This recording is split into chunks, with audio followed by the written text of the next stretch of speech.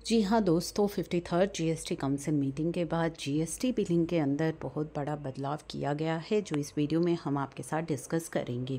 तो ये चेंज जो हुआ है, ये 53rd जीएसटी काउंसिल मीटिंग के अंदर रिकमेंड किया गया था और अब नोटिफिकेशन ला करके इस चेंज को नोटिफाई भी कर दिया गया है। तो अब आपको क्या करना है, तो पहले 53rd जीएसटी काउंसिल मीटिंग जो कि 22 जून को हुई थी, उसमें रिकमेंड किया गया था कि अब आपकी जो B2C इंटर स्टेट सप्लाई है उसके अंदर एक बड़ा बदलाव किया जा रहा है।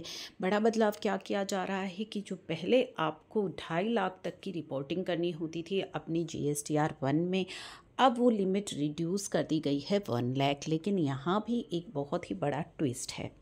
तो क्या ट्विस्ट है, चलिए वो हम जानेंगे। तो नोटिफिकेशन के अंदर लिखा गया है, notification number 12, in exercise of its power conferred by section 164 under CGST act reduce the threshold limit from 2.5 lakh to 1 lakh. तो यहाँ पे लिमिट को तो रिड्यूस कर दिया गया है, जो कि क्लियरली लिख दिया गया है कि 2.5 लाख से ये लिमिट रिड्यूस हो रही है 1 लाख फॉर फर्निशिंग। किस लिए हो रही है? फॉर फर्निशिंग, कि आपको फर्निश करनी है details of outward supply of goods और services of both in table 5 of form GSTR 1। तो अपनी GSTR 1 की जो टेबल 5 है उसमें आपको डिटेल फर्निश करनी है। मेड टू, अगर आपने कोई सप्लाई करी है अनरजिस्टर्ड व्यक्ति को, for each rate of tax with effect from 1 अगस्त।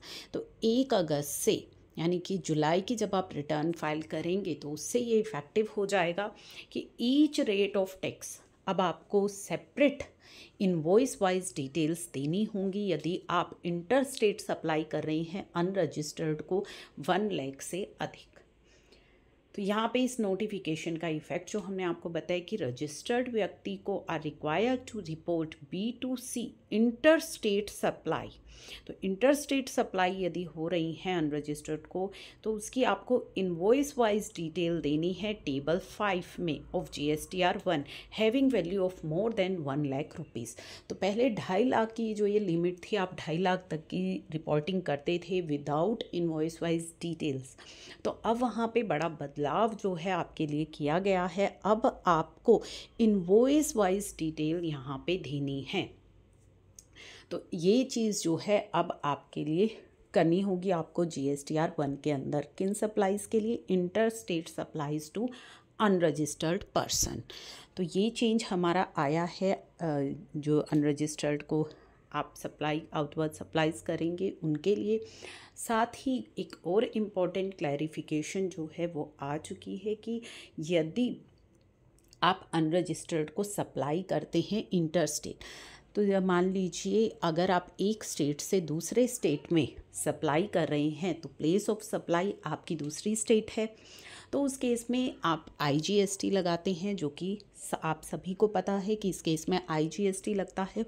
लेकिन यदि आप की जो बिलिंग है वो दूसरे स्टेट में हो रही है, लेकिन जो सप्लाई है, यानी कि जो अनरजिस्टर्ड व्यक्ति जिसको आप माल बेच रहे हैं वो आप अपने माल की सप्लाई आपकी ही स्टेट में लेता है, यानी कि सेम स्टेट में अगर आप सप्लाई दे रहे हैं, अपनी स्टेट में सप्लाई दे रहे हैं, तो उस केस में अनरजिस्टर्ड के केस में आप वहाँ पे IGST ना लगा करके CGST और SGST लगाएंगे। तो ये क्लैरिफिकेशन है अनरजिस्टर्ड के केस में। तो अनरजिस्टर्ड के केस में प्लेस ऑफ सप्लाई हमें चेक करना है, IGST लगेगा या CGST SGST लगेगा, और अकॉर्डिंगली हमें जो है चार्ज करना है।